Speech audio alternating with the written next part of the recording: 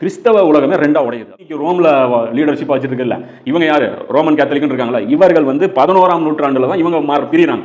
அவங்களுக்குள்ள கருத்து வேறுபாடுகள் வருது. எப்படி இஸ்லாமிய சமுதாயம் வந்து ஷியா சுன்னின்னு பிரியுது இல்ல, இது எல்லாமே தஜ்ஜாலுடைய ஃபித்னாக்கள்ல ஒரு பகுதி தான். கீழே என்ன ஆயிருது அப்படின்னு பாத்தீங்கன்னா, இந்த பக்கம் இருக்கிற கிறிஸ்தவர்கள், அதாவது பிரிட்டன், பிரான்ஸ், இத்தாலி, இவங்க எல்லாம் வந்து கேத்தலிக் கிறிஸ்டின்களா இருக்கிறாங்க. இது வரைக்கும் வந்து புரோட்டஸ்டன்ட் கிறிஸ்டின் உருவாகல, நாங்க ஆர்த்தடாக்ஸ் கிறிஸ்டின் அப்படின்னு சொல்லி அவங்க வந்து தனியா இயங்குறாங்க. அந்த கிறிஸ்தவர்கள் தான் குர்ஆன் குறிப்பிடக்கூடிய ரோமர்கள், அவர்கள் தான் கான்ஸ்டான்டினோபிளை வந்து வச்சிருந்தாங்கிறது ஒரு முக்கியமான மேட்டர்.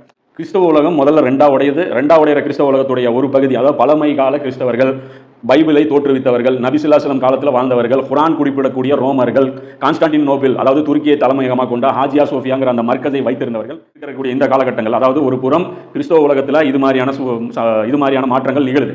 இன்னொரு புறம் இஸ்லாமிய உலகத்தில் கிலாஃபத் வந்து மன்னராட்சிக்கு மாறி அந்த மன்னராட்சி நாசமாக போய் அதுக்கப்புறம் வந்து உஸ்மானிய கிலாஃபத்துன்னு சொல்லி ஒரு கிலாஃபத் உருவாகி ஒரு பேரளவில் ஒரு மதம் சொல்றது ஒரு கடுமையான போரிடக்கூடிய ஒரு காட்டுமிராண்டியான ஒரு ஆட்சி வந்து முஸ்லீம்கள் வந்து இந்த பக்கம் பண்ணிட்டு இருக்கிறாங்க. ஸோ இந்த ரெண்டுமே இப்படி ஒரு பேரலில் பார்த்துங்க. அதாவது எப்படி வந்து இப்ராஹிம் நபியுடைய அந்த வம்சம் வந்து இப்படியே வளருதோ, அதே மாதிரி முஸ்லீம்களும், அதாவது அல்லாஹ்வுடைய இந்த ரெண்டு உம்மத்துகளும் இப்படியே வந்து வரலாற்றில் வந்து கடந்து வருது.